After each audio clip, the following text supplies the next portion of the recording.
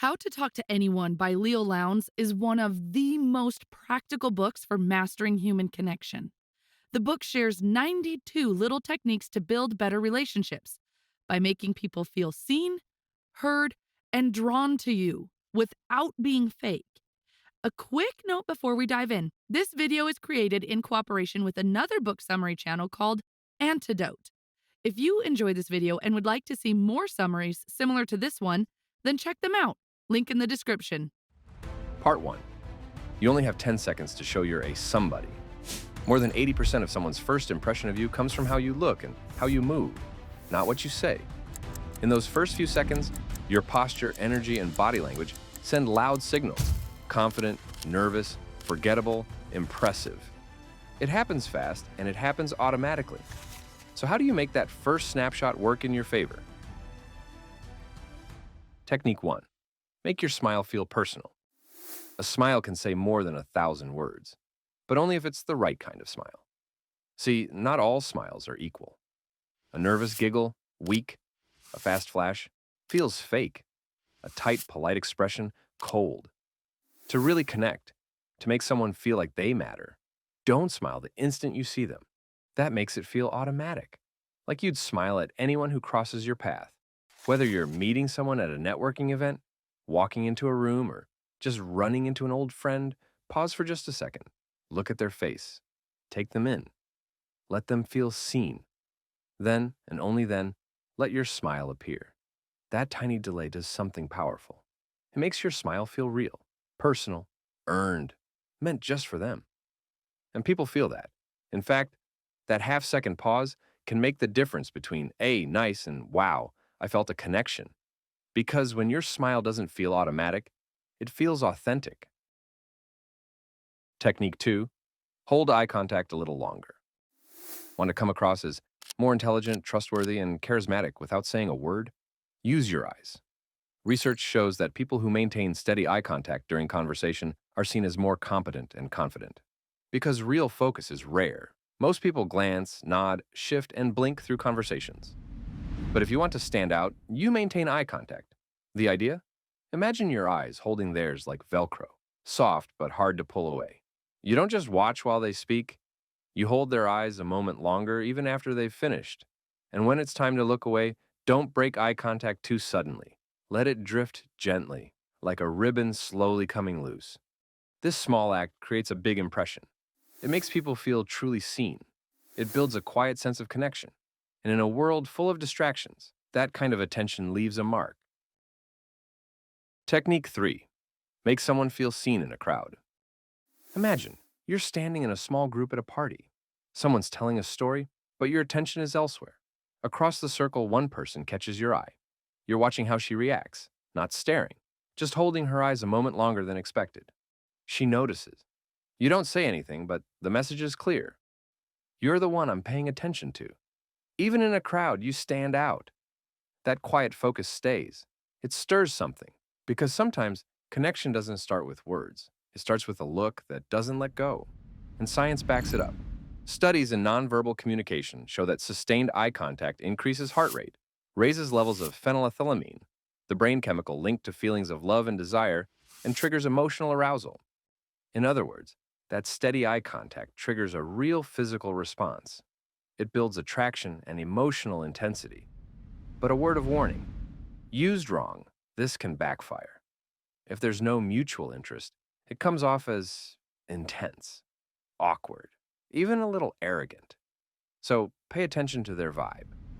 A softer way to use it. Maintain normal eye contact during the conversation, but after the speaker finishes a point, turn your focus back to your target and let it rest on them for a moment. It's subtle, it's strategic, and when it works, they really feel it.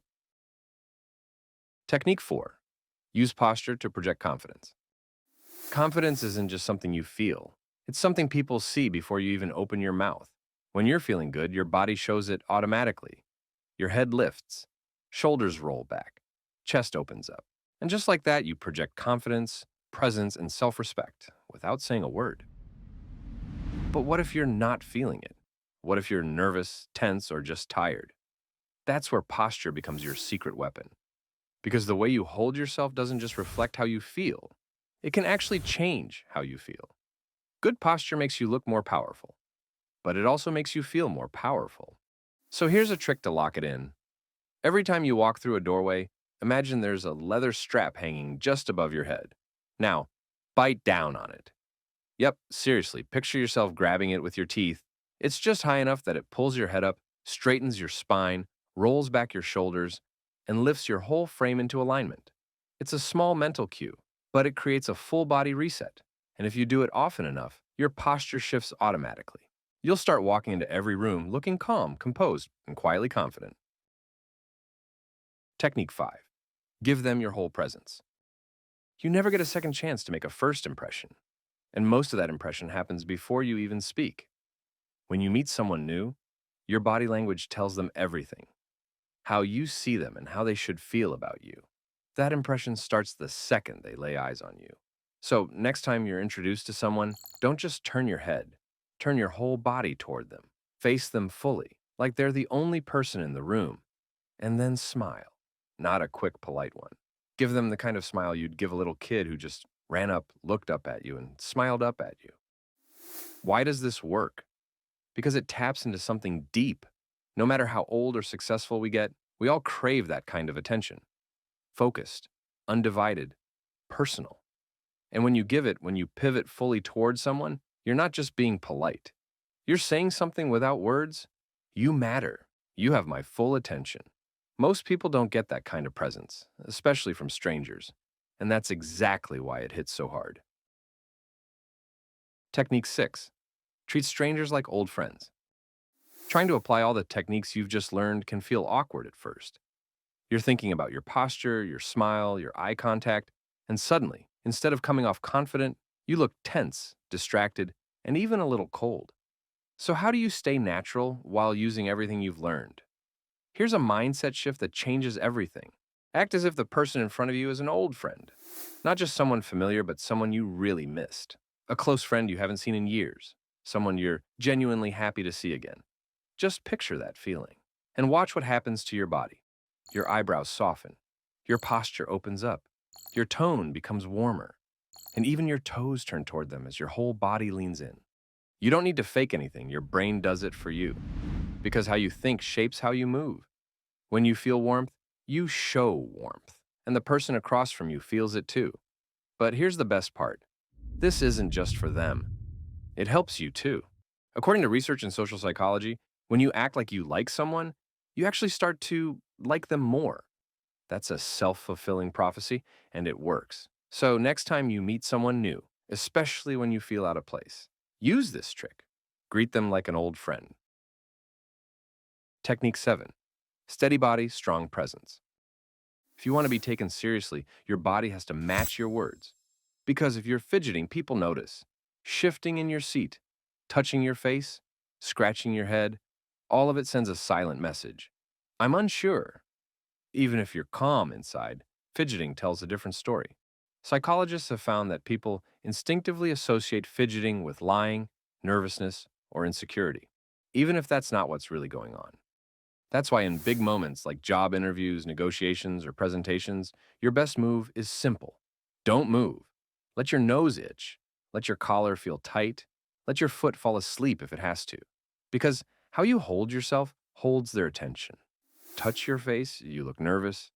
Break eye contact, you look unsure. Keep adjusting your clothes, you look unprepared. But when you stay still, calm, quiet, focused, people trust you more. You look confident, grounded, in control, even under pressure. Technique 8. Read the room in real time. There was once a horse named Hans who could do math. At least that's what people thought. They'd ask him a question like, "What's 3 plus 2?" And Hans would tap his hoof 5 times, right on cue.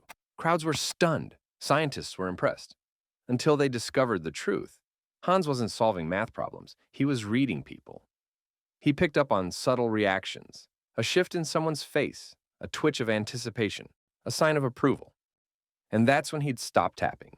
He didn't need to know the answer. He just needed their body language. Now, if a horse can do that, you definitely can too. While you're speaking, stay on a dual track. Keep expressing yourself, but also watch how people react. Are they nodding, leaning in, checking their phone, looking confused.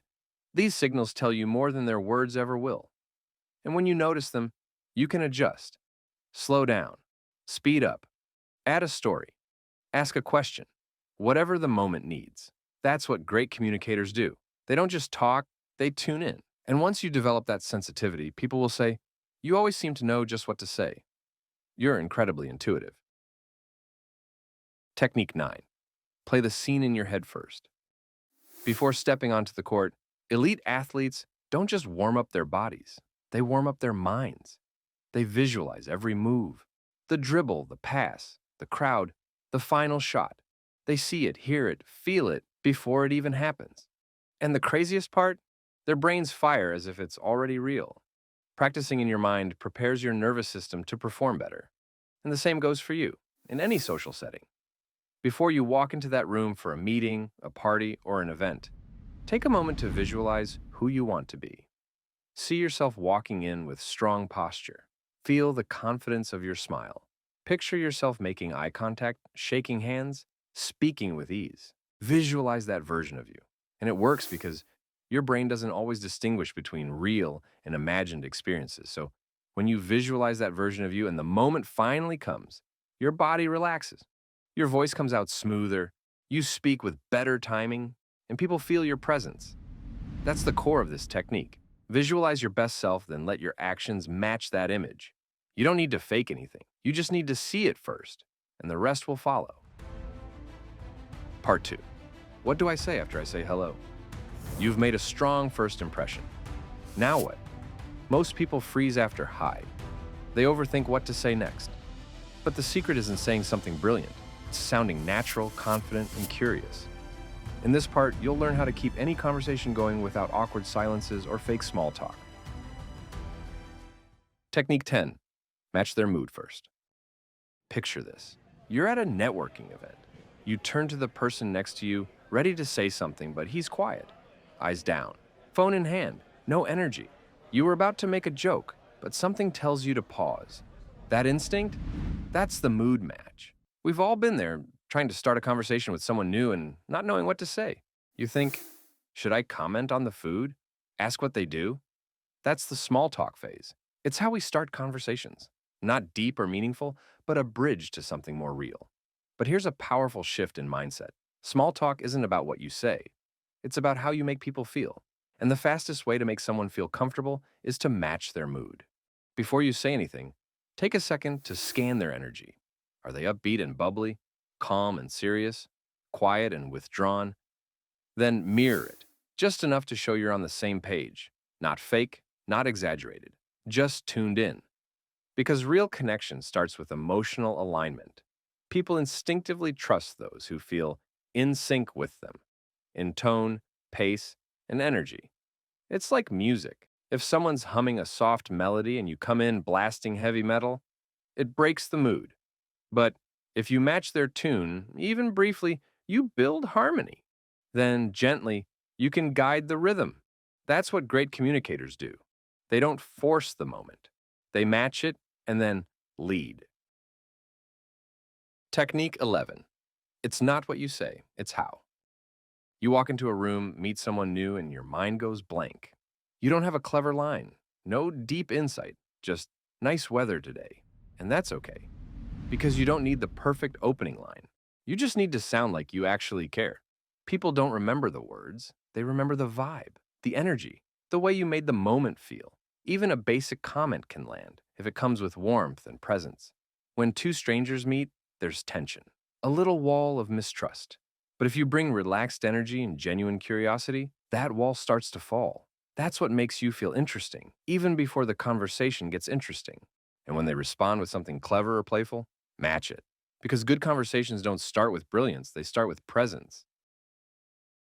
Technique 12. Use your outfit to invite curiosity. Want people to start conversations with you instead of the other way around? Make it easy for them. Wear something that invites curiosity, not flashy, not loud, just unexpected. A strange necklace, a t-shirt with a clever phrase, a ring that looks like it has a story, something that makes people stop and ask, "Hey, that's cool, what is it?" It's a simple social trigger that lowers the barrier between strangers. It gives people a reason to approach without feeling awkward. When you give someone an easy opening, you've already made things smoother for both of you. This creates opportunities. Your what's it says, I'm open. It's okay to talk to me. So before your next event, don't just plan your outfit, plan your conversation bait. Technique 13. Have someone introduce you. You walk into a room and spot someone you'd love to talk to. But instead of hanging back or awkwardly waiting for the right moment, you ask the host, hey, who's that? Then follow up with, can you introduce me? It's simple and way more natural than trying to force a moment. Even better, before the introduction, ask a couple of questions. What do they do? What are they into? That gives you built-in icebreakers, so when you walk up, it's not a cold start. It works because it warms things up before you even join the conversation. It signals confidence without forcing anything. And it shows respect, both for the person you're meeting and the one making the connection. You're not interrupting, you're being invited. Big difference. Technique 14. Jump in by listening first. Sometimes there's no host to introduce you. Nothing that invites curiosity. Just a tight circle, deep in conversation. No problem. Stand nearby, listen in, and when the moment's right, step up and say, hey, I couldn't help but overhear, and I'm actually really into that topic too. Mind if I join in? It's bold, but it works because most people welcome new energy as long as it's relevant and respectful. You're not interrupting. You're building on the topic. You're showing curiosity, not forcing attention. Sure, they might be surprised for a second, then someone makes room, the circle opens a bit, and just like that, you're in. So don't hang back waiting for a perfect opening. If you hear something interesting, step in and join. Technique 15. Don't give one-word answers. There are two questions you'll hear in almost every conversation. Where are you from? What do you do? And most people answer them the same way. Paris? Graphic designer?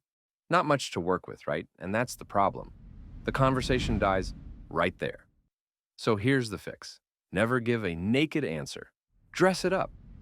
If someone asks where you're from, don't just drop the name. Add something they can respond to. I'm from Paris, just near Montmartre, where all the street artists are. Now they've got something to respond to like, is that near Sacré-Cœur? You've just made it easier for them to keep the conversation going, and you look like a great conversationalist. The trick? Adjust your detail to your audience. If they're into food, mention your city's best local dish. If they're into sports, drop a team name. It's a simple way to make connection easier. Technique 16. Make your job sound interesting. Someone asks, what do you do? You say, I'm a developer. And just like that, the conversation ends, not because your job is boring, but because your answer gave them nothing to work with. So, never give a naked job title. Instead of just naming your role, give them a taste of what it actually means.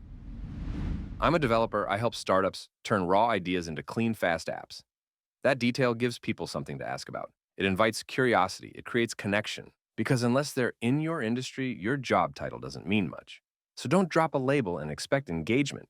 Paint a picture. Make it real. Technique 17. Add context when you introduce people.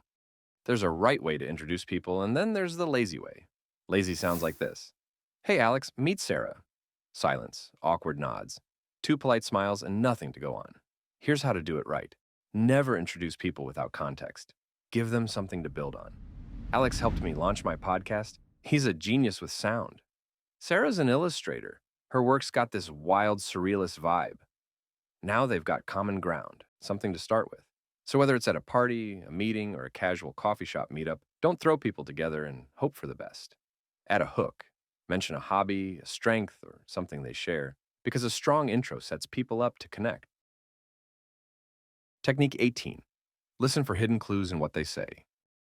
Most people don't say what they want to talk about. They hint at it. And your job is to catch those hints. If someone says, I'm buried in deadlines, that's not just small talk. That's a door. You could say, sounds intense? What kind of work are you doing right now? That one line just turned a dead end into a real conversation. The trick is simple. Listen for the words they drop without thinking. A project, a trip, a win, or something that's stressing them out. These aren't random. They're signals. People light up when you catch them because it means you're paying attention. It means the spotlight stays on them, and that's where most people feel safest. Don't force a new topic. Don't overthink it. Just listen closely, pick up the clue, and follow the thread. You don't need a new topic, you just need to dig deeper into the one they already gave you. Technique 19. Let the spotlight be on them. You want to be interesting?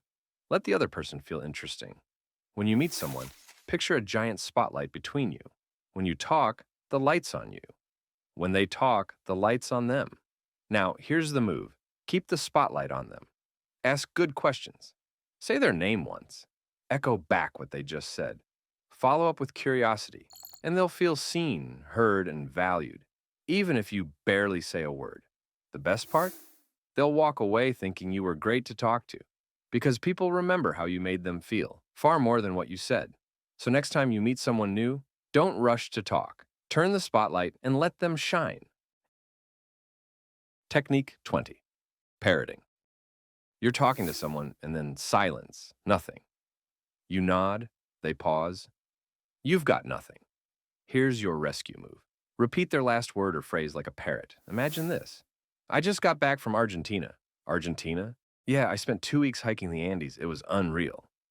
That one word keeps the spotlight on them, keeps the flow going, and shows you're genuinely listening. It works because people naturally open up when they feel heard. You're not forcing the topic, you're just inviting more.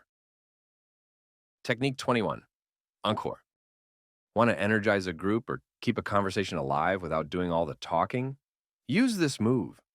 Ask someone to retell one of their best stories. Tell them about that time you got lost in Tokyo. It's too good. People love reliving stories where they felt admired, clever, or bold. It boosts their confidence. It lifts the whole group's mood, and it makes you look generous, like someone who sees the best in others. This works especially well when you're introducing someone to new people. Instead of small talk, they get to jump right into a moment where they shine. Technique 22. Accentuate the positive. When you meet someone for the first time, leave the regrets and traffic complaints at the door. You don't have to prove how real or raw you can be. Just keep it light and keep it positive. Mention something that went well today. Smile when you speak. People can hear it in your voice. Why does it work? Because positivity is contagious. When you highlight what's good, you give people permission to feel good too, with you. That's the vibe they'll associate with your presence, and they'll want more of it. Save the skeletons for later if they ever need to come out. Right now, your job is simple. Accentuate the positive. Let the negative wait. Technique 23. Have a fun fact ready. When you head to a party or networking event, don't just bring your business cards. Bring something to talk about. Scan the news, skim a trending article, grab a fun fact or two. You only need 1 or 2 things in your back pocket to save a conversation when it starts to slow. Like, did you hear about the guy who built the house out of recycled wine bottles? And just like that, you've got an instant icebreaker. It works because most people hate awkward silences, but few come prepared. You show up with something light, relevant, or surprising, and suddenly you're the one keeping things flowing. Part 3. How to talk like the big boys and girls. Once the small talk ends, the real test begins. People stop focusing on what you say and start judging how you say it. Your tone, your timing, your presence. That's how they decide where you land on the social ladder. This section teaches you how to speak with confidence and control. You'll learn how to sound credible, grounded, and worth listening to in meetings, dates, or any important conversation. Technique 24. Ask better questions than what do you do? You've just met someone new. There's a pause, and then it comes out. So, what do you do? It's boring, transactional, and for a lot of people, it's awkward. There are better ways to learn what someone's about. Try asking, how do you spend most of your time these days? These feel more human, more curious, and they give people space to define themselves on their own terms, not just by their job title. When you do that, people remember that you made them feel seen, not judged. Technique 25. Sum up what you do in 1 sentence. So you didn't ask, what do you do? Good. Now be ready when they ask you. You need a nutshell resume, 1 sentence that sums up what you do, who you help, and why it matters. Not a job title, not a monologue. Just this. I help entrepreneurs turn bland websites into sales machines. And that's clear, it's useful. And most importantly, it invites curiosity. Here's the trick. Adjust your answer based on who you're talking to. If you're speaking to a potential client, highlight the value. If you're speaking to a potential friend, highlight the fun. That's how you make it land. Technique 26. Upgrade the words you use. Want to sound more intelligent without trying harder? Start by upgrading your vocabulary. Not with big, complicated words, with better words, sharper, more specific, more alive. Don't say good, say brilliant, spot on, well crafted, or insightful. Don't say nice, try generous, gracious, or thoughtful. You only need about 50 upgraded words to move from average to exceptional. Start by spotting the words you overuse. Then, build your personal thesaurus, a go-to list of replacements that feel more you. And just like new shoes, try them out, see what fits. Great communicators don't just use words, they choose them with precision, personality, and impact. So start swapping one word a day, and in 2 months, you'll sound like the smartest person in the room without saying a single complicated thing. Technique 27. Kill the quick me too. You're in a conversation and someone says something you relate to. Your first instinct. You can't help but jump in, me too. But hold up. If you want to build real connection, don't rush to reveal the common ground. Let them enjoy telling their story. Encourage them to keep going. Show curiosity. Give them the spotlight. Then, once they've had their moment, mention the shared interest. Why? Because jumping in too quickly can make you seem overly eager, or worse, like you're trying too hard to belong. But when you hold back just a little, your connection feels more grounded, more genuine. It's the difference between, oh my God, I love that too, and something slower like, that sounds amazing. What got you into it? Then later, you know what's funny? I actually do that too. That timing changes everything. So next time, bite your tongue. Let them go first. Technique 28. Communication. Here's one of the simplest ways to instantly become more likable. Start your sentences with you, not I. Why? Because everyone's favorite topic is themselves. When you lead with you tap directly into their world, and they feel it. Instead of saying, I love that dress, say, you look amazing in that dress. Instead of, I found this great Italian restaurant. Try, you'd love this Italian place, want to check it out tonight? That one small shift shows you're focused on them, not just talking at them. Even in writing, it works. Change. I had a great time at your party to, you really threw a great party the other night. It's warmer, more personal, and way more effective, especially when asking for favors, pitching ideas, or building a real connection. Technique 29. Don't smile at everyone the same way. A smile is powerful, but only when it feels personal. If you give the same smile to everyone, it quickly becomes background noise. It feels rehearsed, automatic, meaningless. But when your smile feels like it's just for them, that's when it lands. Here's how you do it. Don't rush it. Let your smile arrive with a pause, a moment of eye contact, maybe a tiny head tilt, as if this person just made your day. That tells them, I don't smile like this for everyone, but for you, yeah. This is the difference between a catalog model with the same frozen smile on every page and a real person who reacts with warmth, presence, and nuance. And if you're in a group but want to connect with one person more than the others, save your warmest, most genuine smile for them. That one gesture says more than words ever could. Technique 30. Avoid cliches, say it your way. Cliches don't just sound lazy, they make you sound lazy. Phrases like, it is what it is, or at the end of the day, might sound safe, but they also sound flat. They make people stop listening before you've even said anything meaningful. Great communicators don't rely on recycled lines. They speak in images, in moments, in things you can feel, not templates. Instead of saying, I was over the moon, try something more personal, like, I was smiling like I just won the lottery. It paints a picture, it sounds like you, and it makes people lean in, not check out. So next time you're tempted to grab a tired phrase, pause. Say it your way, because original phrasing signals original thinking.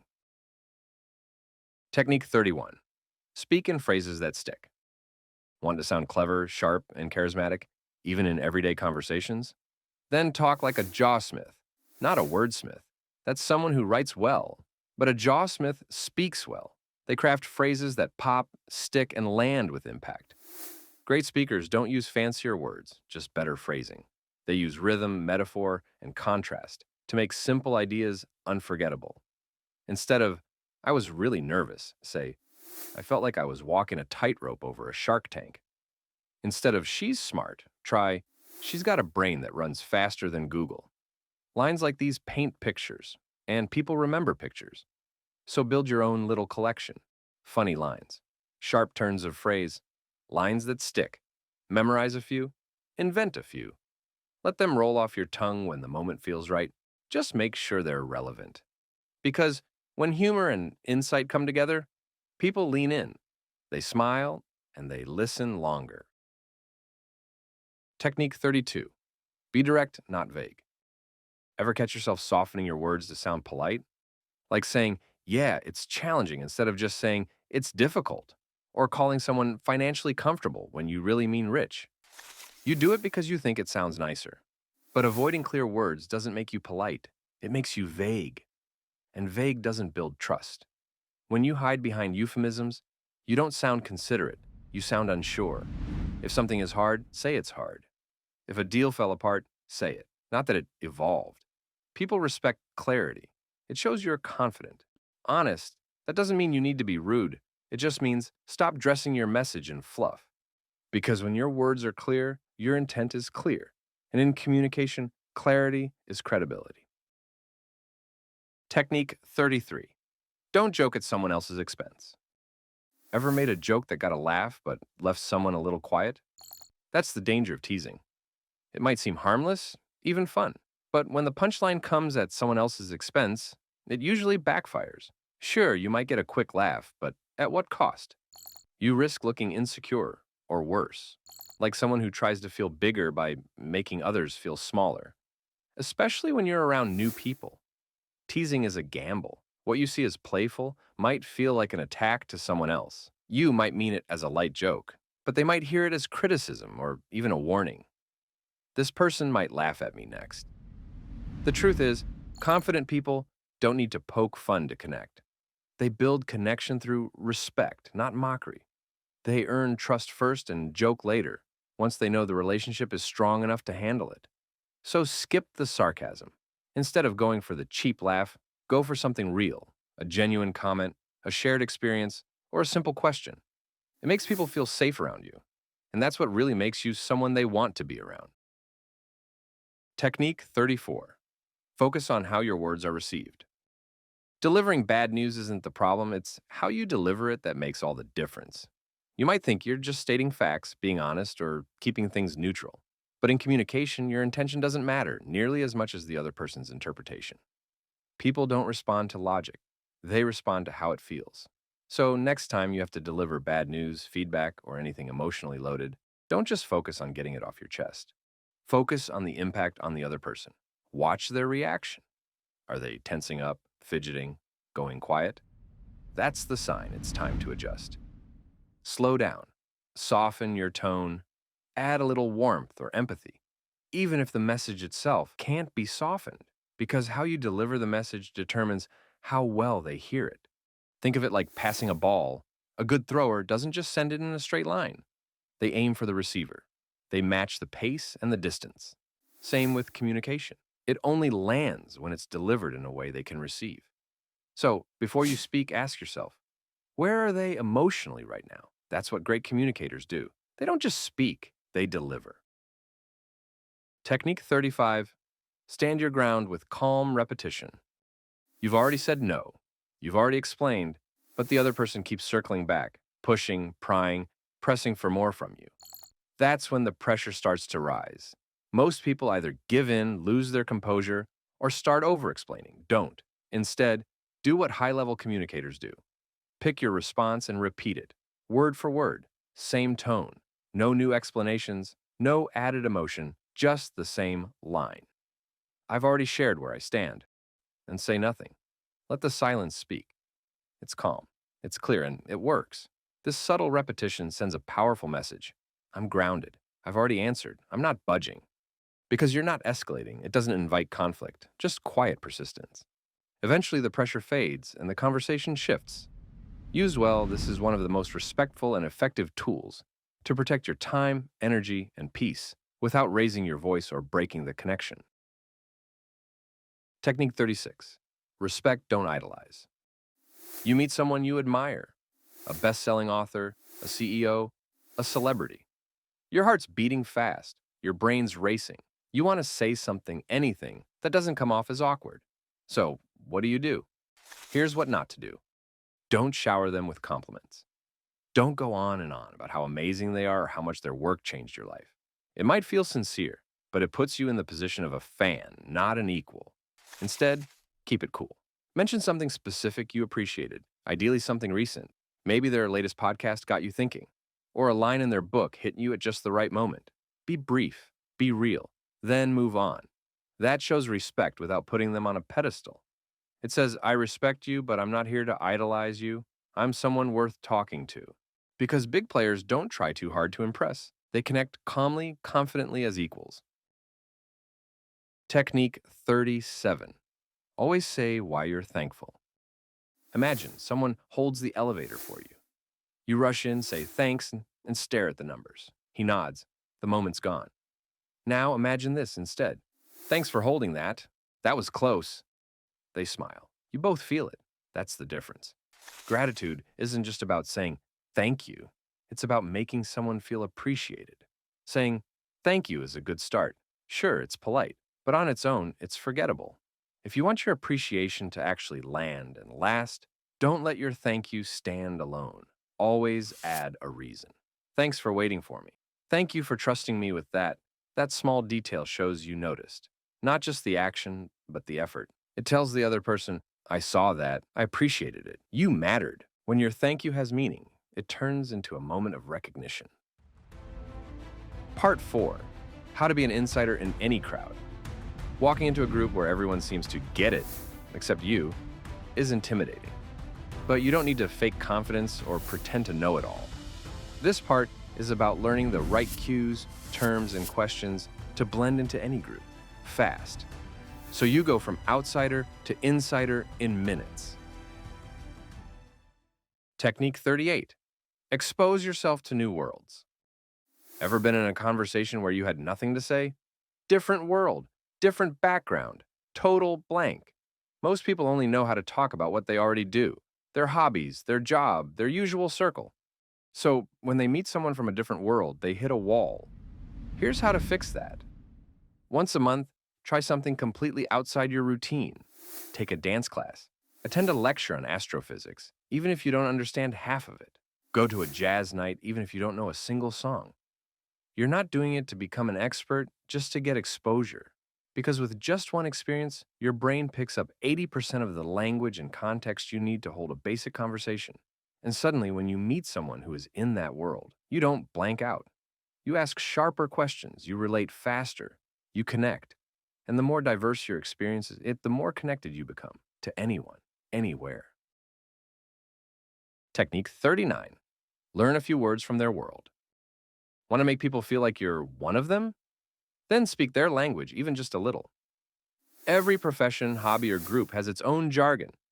And when you use even one or two of them correctly, something happens. You show respect. You signal familiarity. You build instant connection. You're not pretending to be an expert, just showing you care enough to learn. If you're heading to an event full of doctors, architects, or developers, don't show up empty. Take 5 minutes to Google their world. Pick up just a handful of terms, just enough to ask one smart, specific question. Instead of, so, you code? Try, are you working on front-end projects right now or more back-end? It's a tiny shift, but suddenly you don't sound like an outsider anymore. Leah Lowndes calls this gobbledygook, the language of the tribe you're talking to, and mastering just a little of it can change the whole conversation. You become more relatable, more memorable, and way more fun to talk to. Technique 40. Ask about the big debates in their world. Want to get someone talking? Not just politely chatting, but actually opening up? Then find what gets them fired up. Every field has its passionate debates, the kind that lead to real conversation among insiders. What's the current controversy? The exciting trend? The thing everyone in that world has an opinion on? You don't need to be an expert. But if you can ask a smart question about what's buzzing in their world, they'll light up. For example, ask a designer what they think of a new minimalist design movement. Mention a real estate regulation that just changed. Bring up the latest shift in education policy. It shows two things: that you respect their work enough to be curious, and that you came prepared, which in any conversation goes a long way. Technique 41. Read what they read before you meet. If you know you'll be around people from a specific field, whether it's economists, filmmakers, developers, or even marine biologists, take 5 minutes to read what they read. Skim a blogs, watch a TED Talk, scroll through a few headlines in their space. You don't need to know everything. Just get a feel for what's trending in their world. What's new? What's frustrating? What's got people talking? When you show up already a little in the loop, you ask better questions. You sound more thoughtful. You make smarter comments, and you earn instant credibility. Speaking even a little of their language makes them feel understood and more comfortable around you. It's a tiny prep work, but it turns small talk into smart talk. Technique 42. Learn the local social rules. When you're heading into a new culture, whether for business or social reasons, take time to learn the local rules of connection. Because what's polite in your country might be awkward or even rude somewhere else. A handshake, a compliment, even giving a gift. These small gestures don't always mean the same thing everywhere. In Japan, an expensive gift might embarrass someone. In China, writing someone's name in red ink is linked to death and bad luck. But when you understand the customs, everything flows more smoothly. And more importantly, it shows respect. You're not just a visitor, you're someone who took the time to understand. So before your next trip, look up a quick guide. Read the local do's and don'ts. A few minutes of prep now can save you from awkward moments later. Technique 43. Do your homework before you negotiate. When you walk into a negotiation, don't act like it's your first time, even if it is. Vendors, contractors, service providers, they all speak a certain language, and they treat people differently, depending on whether they think you're an outsider or someone who knows the game. That's why one of the smartest moves you can make is simple. Do your homework. Before you buy anything big, a new computer, a service, a redesign, a renovation, talk to people in that world. Ask a few smart questions. Learn the basic terms. Get a rough idea of what things usually cost. You don't need to be an expert. You just need to know enough to ask smart questions and avoid rookie mistakes. Because vendors treat insiders differently. They respect confidence. They expect questions from people who've done some research. Even a few well-placed phrases can change the entire tone of the conversation. In the real world, it's often not about what you know. It's about what they think you know. Part 5. Why we're just alike. We naturally trust people who feel familiar. People who seem to think like us, feel like us, and see the world like we do. That's why this section is all about mirroring someone's mindset, energy, and emotions in ways that feel natural and genuine. Because when someone thinks, "You're like me," they relax, open up, and connect faster. Technique 44. Be a copycat. If you want someone to feel more comfortable around you, try mirroring them. Not in what you say, but in how you move, speak, and carry yourself. It's subtle, it's silent, and it works. Watch how they carry themselves. Are their gestures big or controlled? Do they speak fast or slow, loud or soft? Do they sit forward with energy or lean back, relaxed? Without exaggerating, start to match their tone, pace, and posture. Because when two people move and speak in sync, it triggers something powerful: familiarity, safety, belonging. Think of it like dancing. If they're doing a slow waltz and you burst into a breakdance, it breaks the flow. But if you move to their rhythm, even just a little, the connection deepens. They won't know why. They'll just feel like you get them. Technique 45. Use their words to build trust. If you want someone to feel like you really get them, don't just listen. Echo. People naturally trust those who speak their language, literally. That means using their exact words when you can. If they call their company a firm, you call it a firm. If they say, "I'm buried in deadlines," don't translate it to, "I know you're busy." Reflect it back. Yeah, sounds like the deadlines are really stacking up. It works because their brain hears their world in your mouth. That creates comfort and trust. And it's not just about words. Match their tone, their pace, even the rhythm of their sentences. If they speak in a short, punchy style, do the same. If they're slow and thoughtful, take your time. Mirroring language isn't mimicry, it's alignment, and it happens one word at a time. Technique 46. Use metaphors from their world. The fastest way to connect with someone? Speak their language, not just with words, but with imagery. Not just any images, theirs. People don't think in facts, they think in pictures. So, if you want to be remembered, tie your ideas to metaphors that come from their world. It makes your message more vivid and more personal. Talking to a surfer, say, "Let's ride this wave while it's high." To a musician, "This plan hits all the right notes." To a cook, "This project just needs a little more seasoning." When your words reflect their language, their passion, their identity, they don't just understand, they feel understood, and they remember you. Technique 47. Use words that show you care. Imagine a friend says they just lost a big opportunity. Instead of, "Oh no," like you're on autopilot, try, "That must have really hurt. Were you expecting it?" It's just a few words, but it tells them, "I'm not just listening, I'm with you." These are empathizers, short, intentional phrases that do more than show you're listening. They show you care. Try things like, "That must have been really frustrating." "Sounds like that hit you hard. What did you do next?" When people feel truly heard, they trust you more.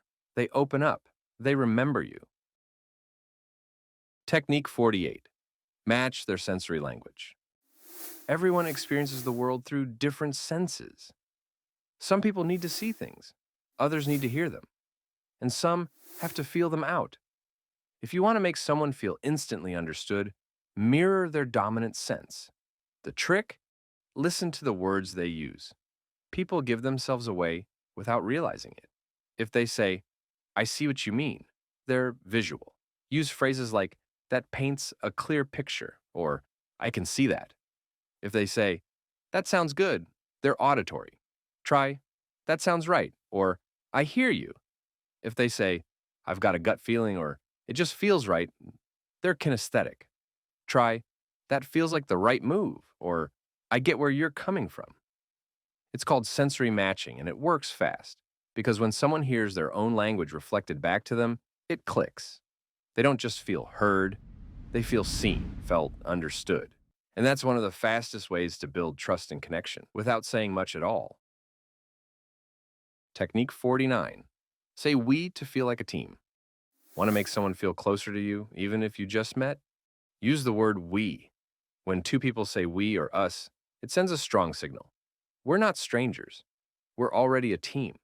It might seem small, but that one word can create a shift in mindset. The sooner you use it, the faster you create connection. For example, you and someone are eyeing the dessert table at a party.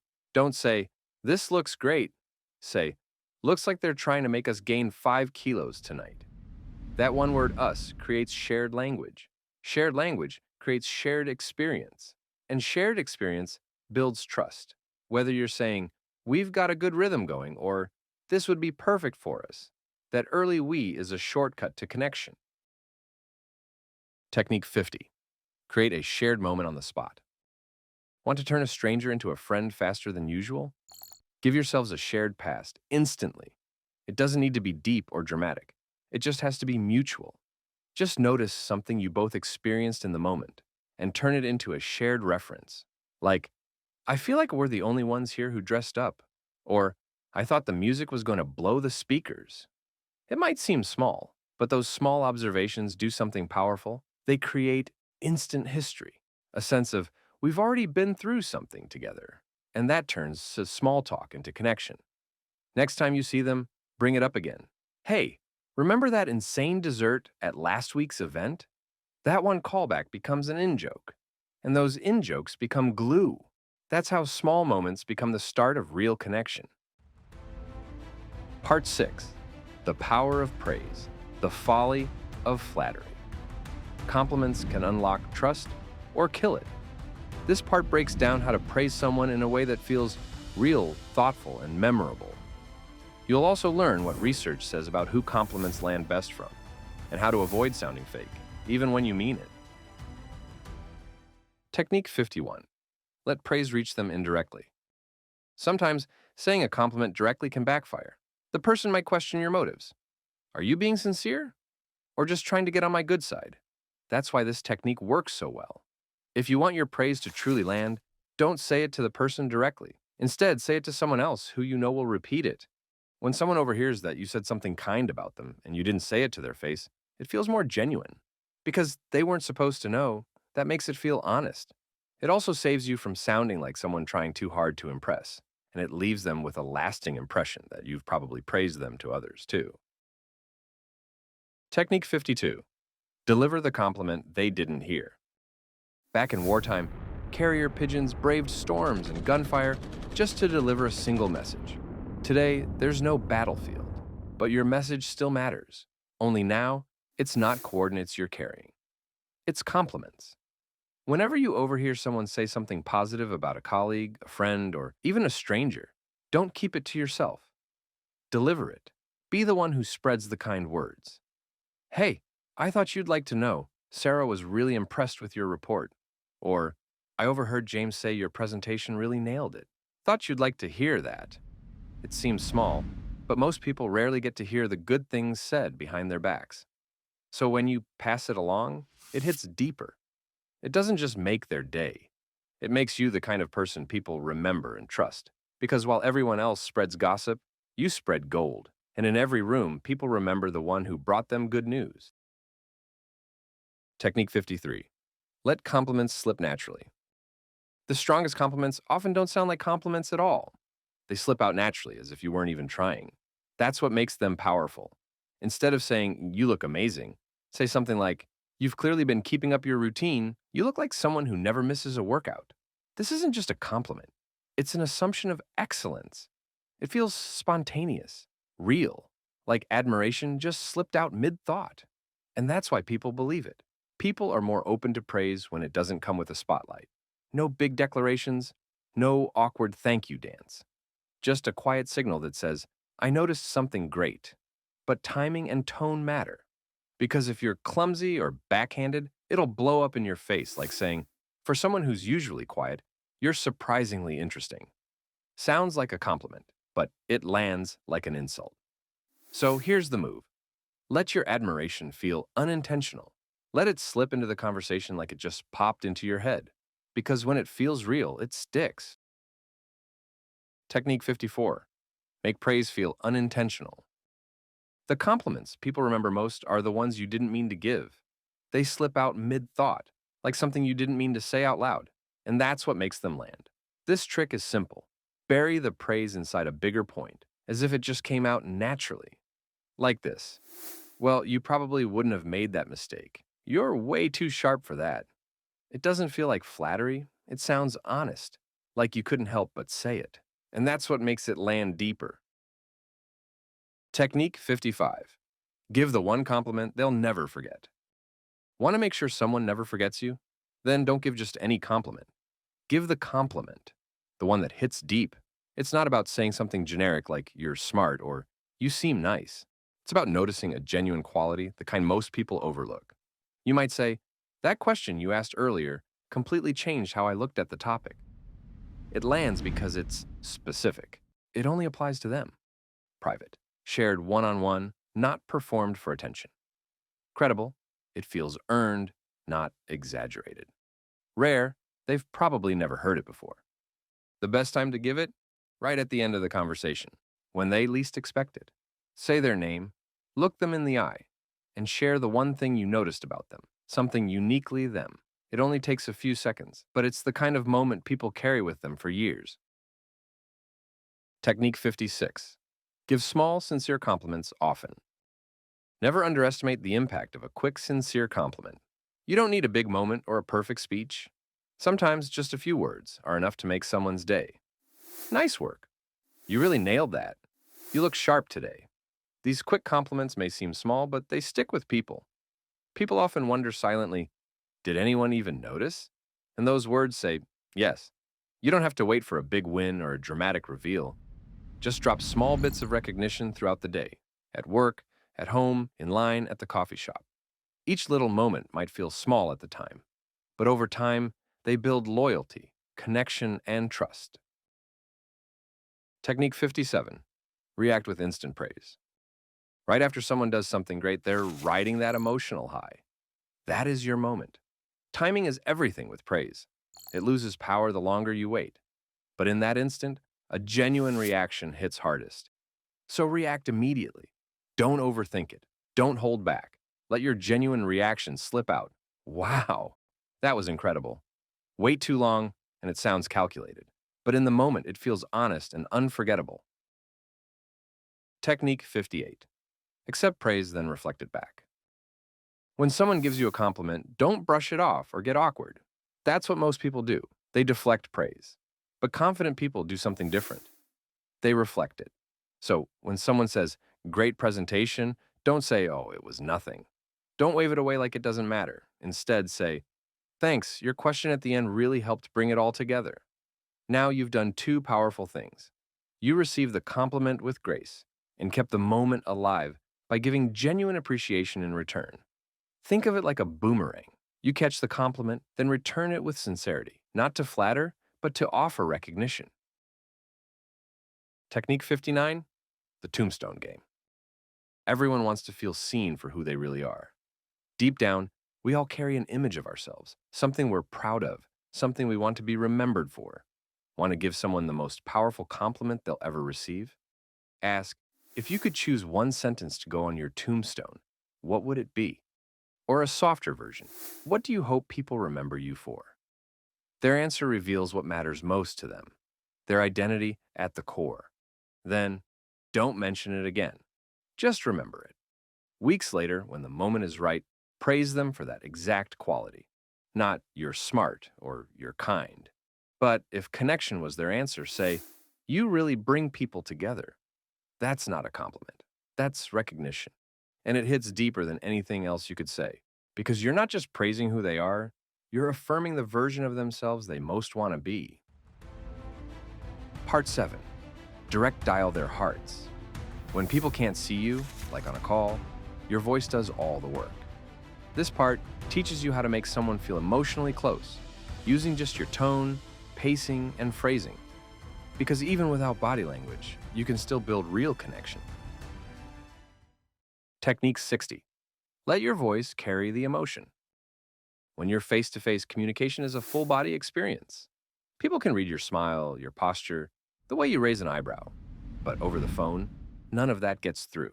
That's why your voice has to carry it all. Smile even if they can't see it. It shows up in your tone.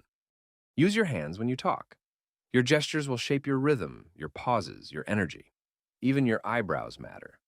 When you raise them, it helps your tone sound more expressive. And don't keep reactions in your head. React out loud.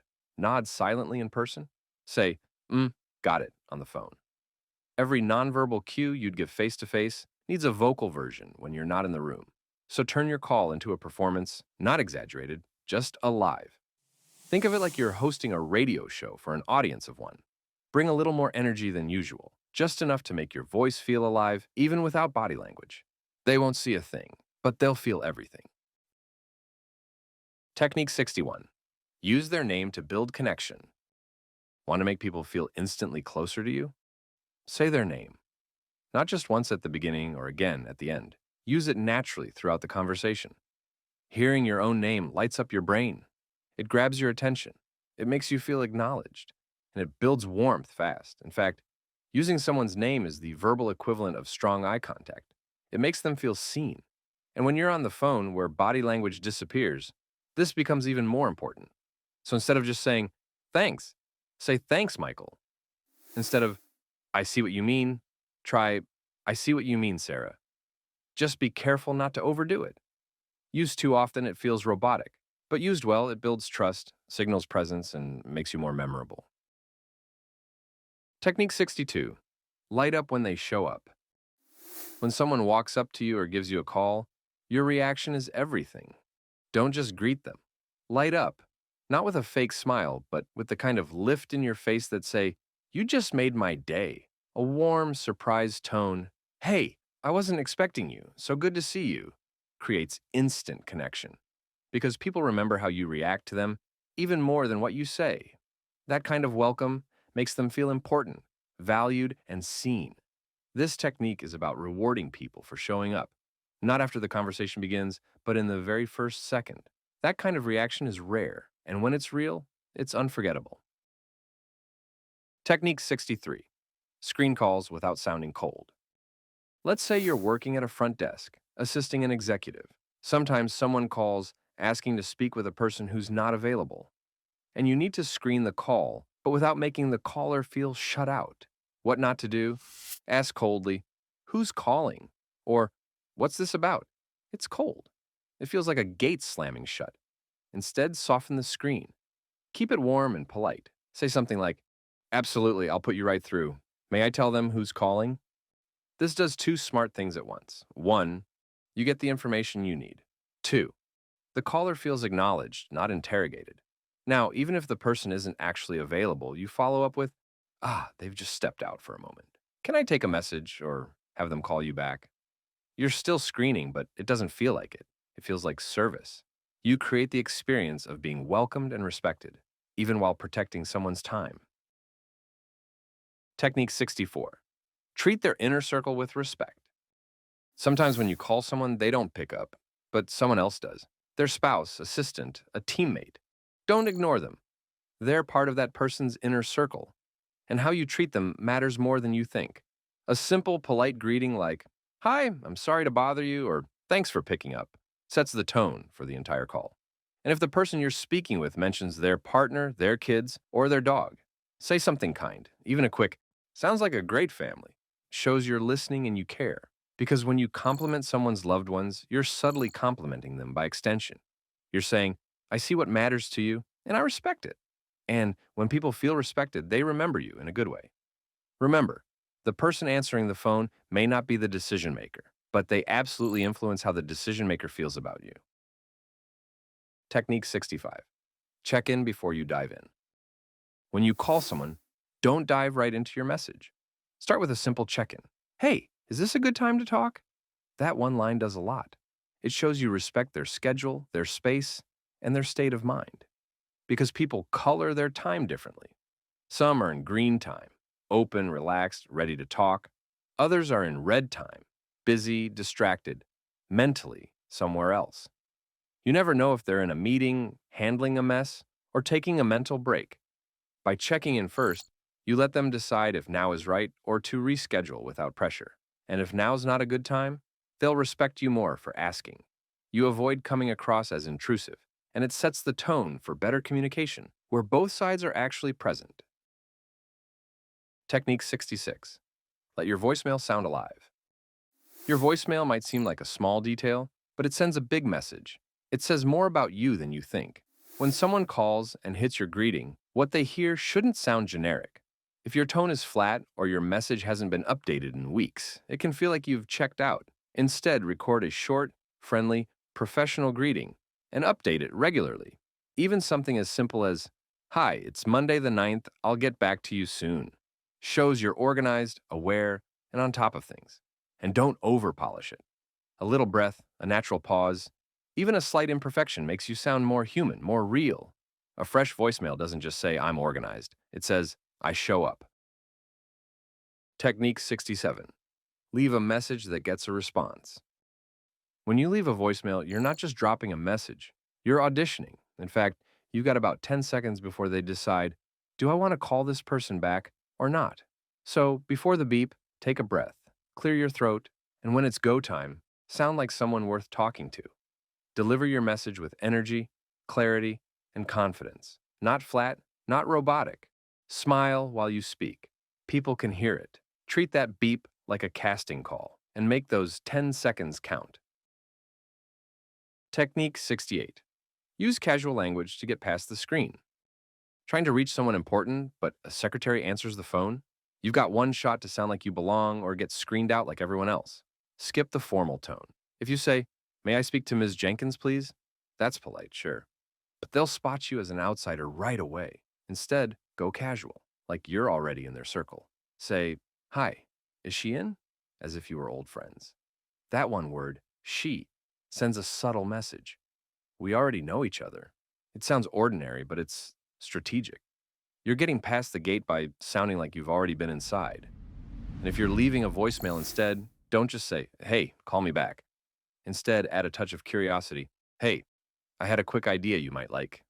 Short, casual, intriguing. A little familiarity opens doors. A little curiosity gets you a callback. Technique 69. Acknowledge what's happening in their world. If you're on a call and you hear background noise, like another phone ringing, a baby crying, someone talking in the background, don't ignore it. Acknowledge it. Say, "Sounds like your other line and want to take it and call me back?" Or, "Is that your little one? I can let you go if you need." This small gesture shows emotional intelligence. It tells the other person you're not just listening to their words, you're paying attention to their world. It turns a regular call into a moment of human connection. And if you're speaking with someone in another time zone, always consider their schedule. Say, "Good evening," or "I hope your morning's going well." It's a small gesture, but it shows respect for their reality, and that's the part people remember. Technique 70. Record yourself to sharpen your communication. You don't always hear yourself the way others do, but if you want to improve how you communicate, especially over the phone, one of the best things you can do is record and review, with permission, of course, when necessary.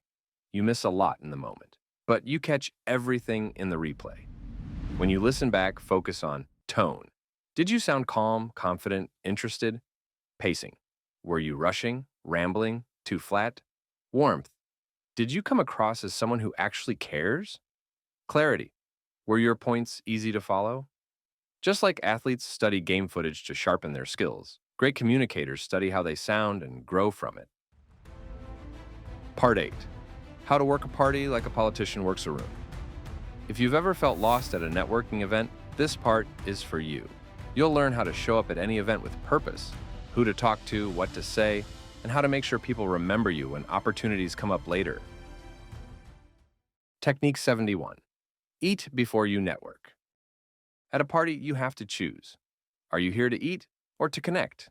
You can't really do both. If your goal is to meet people, don't camp out by the buffet table. Holding a drink in one hand and a plate in the other makes you look busy and less approachable. No one wants to interrupt someone mid-bite. So skip the buffet. Eat before you arrive so you can move freely, shake hands, and make eye contact. You're not stuck awkwardly juggling snacks and a drink. You're open and ready to connect. It might sound small, but it sends a clear signal. I'm available, I'm approachable, I'm here to engage. And sometimes that one choice is the difference between leaving unnoticed or leaving with a powerful new connection. Technique 72. Pause and scan the room with confidence. The moment you walk into a room, you're already making an impression even before you speak. So don't rush in like you're late or lost. Don't walk in and fade into the crowd. Pause at the entrance. Look around. Scan the energy of the room like someone who belongs there. Let your eyes slowly sweep across the space. Not in a panicked way, like you're looking for someone to cling to, but in a calm, composed way, like a confident host checking on their guests. Notice the lighting, the layout, where the food and drinks are. But most importantly, who's already there? That few seconds gives you the info you need to match the mood and move with purpose, instead of walking in blind. Technique 73. Make the first move. At most events, people stand around waiting, hoping someone interesting will notice them. But if you want to make real connections, don't wait to be noticed. Make the first move. Instead of hanging around by the bar or sticking with someone you already know, scan the room. Spot someone intriguing, maybe they're laughing at a story or standing alone for a moment, and walk over with confidence. Introduce yourself. Start the conversation. This single shift changes how people see you and how you see yourself. You're no longer a guest waiting for a chance. You're the one creating it. It shows presence, confidence, and quiet power. And the person you're hoping to meet, the one who could change your career, become a mentor, or turn into a lifelong friend, they're not going to magically find you in the crowd. You find them. Technique 74. Stand open to be more inviting. Before you say a word, your body's already doing the talking. And at a party, posture is either an invitation or a barrier. If you want people to approach you, your body needs to say, "I'm open." That means arms relaxed at your sides, palms visible, chest open. Avoid crossing your arms, hiding your hands in your pockets, or holding your drink like a shield. Want to increase your chances of meeting people? Stand near the entrance. Everyone walks by eventually, and your open posture will do the inviting for you. Technique 75. Remember the little things that matter. Everyone wants to feel like they matter. That's why remembering small details is such a big deal. Remember their dog's name, their favorite wine, the vacation they were excited about. Then bring it up the next time you see them. It shows you listened. It shows you cared enough to remember, and that's what makes you stand out. This is how politicians build loyalty. They track small personal details and bring them up later like headline news. Even months later, they'll say, "Did you ever try that hiking trail?" You don't need a perfect memory. Just write it down in a notes app, a contact card, or wherever you'll find it again. Because when someone realizes you remembered what mattered to them, you become unforgettable. Technique 76. Record what matters. You don't need a perfect memory, you just need a smart system. Right after you meet someone, take a few seconds to make a quick note of a personal detail on the back of their business card or in your notes app. It could be anything: their favorite restaurant, a hobby they mentioned, where they grew up, a phrase or joke they told, anything that stood out.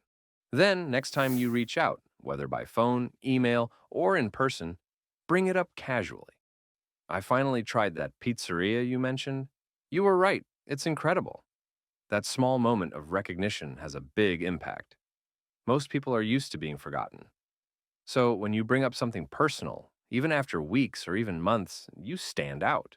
It's a simple habit. A 5-second note today can turn a brief encounter into a lasting connection. Technique 77. End the conversation gracefully. When you're chatting at an event, it's easy to get caught up in your own words. And sure, people might smile and nod, but their eyes tell the real story. If you notice them glancing around the room, fidgeting, shifting their stance, or breaking eye contact, that's your signal. They're distracted or ready to move on, and that's okay. It just means the moment is coming to a close. Instead of clinging to it, wrap things up with grace. Give them an easy out. Say something like, "I'll let you circulate. It was great catching up." You preserve the connection and you leave on a high note. So sometimes the most thoughtful move is knowing when to step away. Part 9. Little tricks of big winners. Sometimes it's the small social moves that leave the biggest impression, like being the first to applaud, bringing back a story that got interrupted, or subtly giving someone credit in front of their boss. In this final section, you'll learn the low-key habits that build quiet authority, earn lasting respect, and shape how others respond to you, without ever needing to dominate the room. Technique 78. Handle awkward moments with class. When someone messes up in public, spills a drink, drops their phone, stumbles over a word, here's what you do. Absolutely nothing. Keep talking. Keep smiling. Let the moment pass like it never happened. Because the fastest way to make someone feel small is to draw attention to their embarrassment, even unintentionally. Your job? Let them save face. If someone knocks over their coffee, don't overreact. Keep chatting as you casually help clean it up. If they mispronounce something, let it slide and respond naturally. The goal isn't to pretend you didn't see it. It's to make them feel like it didn't matter. That's social elegance. That's grace under pressure. And it's the kind of ease that makes people feel safe around you. Technique 79. Keep the spotlight on the storyteller. You're in a group conversation, someone's telling a story, they've got momentum, everyone's engaged, and then they get interrupted. A server walks up. The moment gets hijacked, and the storyteller is left hanging mid-sentence. Most people let it drop, but you don't. This is your chance to shine. Once the interruption passes, gently bring the spotlight back. "Wait, I want to hear how that story ended." That small gesture makes a huge impact. You're saying, "Your story mattered. I was listening," and people remember that. Technique 80. Always show what's in it for them. Whenever you ask for someone's time, attention, or help, remember this. They're not just hearing your words. They're silently asking, "What's in it for me?" Your job is to answer that question before they have to ask. Whether it's a coffee invite, a pitch, or a favor, show them how it benefits them. Even if it's subtle. Try something like, "I'd love your thoughts on this," and it could be a great way to showcase your expertise. Be honest, not sneaky. It's hiding your motives that makes people suspicious. So if there's something in it for you too, say so. Being direct builds trust. So next time you make an ask, don't just focus on what you want. Show them what they get. Technique 81. Give them time to feel good about helping. When someone agrees to do you a favor, don't jump on it immediately. Pause. Give them a moment to enjoy feeling generous, because part of the satisfaction of helping someone comes before the help is even given. It's in the anticipation, the feeling of being useful and valued. But if you jump in right after they agree, the whole thing starts to feel like a transaction. It takes the generosity out of it. But if you wait, the dynamic shifts. It feels like a gift. So how long should you wait? At least 24 hours. That small delay gives them time to feel good about saying yes. And it makes the favor feel like something they wanted to do, not something they had to do. So next time someone says yes to helping you, let them savor the favor before you make the next move. Technique 82. Give, wait, then give back. When someone does you a favor, your instinct might be to repay it right away. Don't. Instant payback turns a generous gesture into a transaction, like you're settling a debt, not expressing real appreciation. Instead, pause. Let some time pass. Let your gratitude sit and feel real. Then, when the moment's right, return the favor in a way that feels thoughtful, not obligatory. That's what builds long-term goodwill. It feels generous, not calculated. And if you're the one doing the favor, same rule. As Lael Lowndes writes, when you do someone a favor and it's obvious that he owes you one, wait a suitable amount of time before asking him to pay. Let him enjoy the fact or fiction that you did it out of friendship. Don't rush to collect the return favor. Technique 83. Don't bring problems to a celebration. When someone's celebrating a birthday, a promotion, or a big win, that's their moment. It's not the time to bring up complaints, criticism, or even a small request. No matter how valid your point is, bad timing can make you seem disconnected. They won't hear your message, they'll only remember that you ruined the moment. This is what Lael Lowndes calls a safe haven, a social setting where even rivals keep things light. They smile, they nod, and they save the serious stuff for another day. So next time you're at someone's party or celebrating a win with them, don't bring the clouds. Technique 84. Don't bring tension to the table. There's a time for tough conversations. Dinner isn't it. When you sit down to eat with someone, especially someone important, keep it light. Brainstorm ideas, share dreams, explore possibilities. But save the complaints, negotiations, and hard decisions for later. Breaking bread is a ritual. It's about connection, not confrontation. Technique 85. Don't pitch during a random encounter. Run into someone by surprise? Keep it light. Bump into a client at the cafe? Spot a big contact at the gym? Don't bring up business. Don't make the moment about you. Random encounters aren't the time to pitch, negotiate, or ask for favors. They're for a smile, a kind word, and moving on. Because trying to capitalize on a random encounter can make you seem opportunistic. But showing warmth, showing respect for their space, that makes you memorable for the right reasons. Later, when the timing's better, they'll remember how you handled that moment, and they'll be more open because you showed class when it counted. Technique 86. Check in before you start working. You're about to kick off a project with someone. You're ready to go, but they're not. Maybe they had a rough morning, maybe something personal is distracting them, or maybe they're just stressed and not mentally present. If you ignore that and push forward, they won't really be present for the work. So, before diving in, check in. Hey, you seem a bit off today. Want to talk about it for a second? Or simply, all good before we dive in? Let them clear their mental space. Don't rush it, just listen. Because once that emotional static is gone, you'll have their full focus. Technique 87. Start with empathy, not logic. Imagine you're in a meeting. A big proposal just got rejected, and one of your teammates raises his voice. Why are we always the last to know anything around here? Now, your instinct might be to calm things down with logic. It's okay, we'll figure something out. But that won't land. They're not ready for logic. They're having an emotional reaction. And until that energy is acknowledged, they won't hear a word of your solution. So instead of jumping to facts, start with feelings. Yeah, that's got to be incredibly frustrating. You're not exaggerating. You're not encouraging the outburst. You're just showing that you get how they feel. Once someone feels heard, the tension drops. Now, they're open to thinking clearly And that's when you can step in with solutions. This works in meetings. It works in relationships. It works with customers and kids. Anytime emotions are running high, mirror the feeling before you offer facts. That's what diffuses tension without confrontation. Technique 88. Use mistakes to strengthen the relationship. Let's say you miss an important Zoom call with a client. You forgot the time, and now they've waited 20 minutes staring at a blank screen. A simple, "so sorry about that," isn't enough. You've just cost them time and trust. But here's the move.